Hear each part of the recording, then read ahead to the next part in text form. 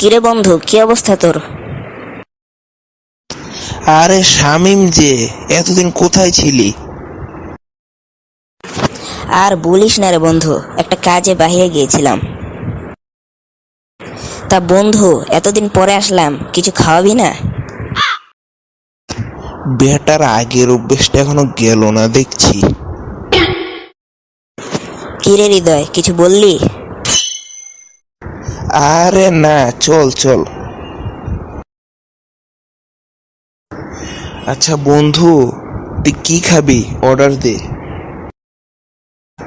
Order দেওয়ার কথা তো বলে দিলাম, না জানে এখন কি অর্ডার দেয়। পকেটে তো 1 টাকাও নেই, এখন যে কি করব কিছুই বুঝতে পারছি না। কিরে বন্ধু, কোনো সমস্যা হয়েছে? আরে না বন্ধু, তুই অর্ডার দে।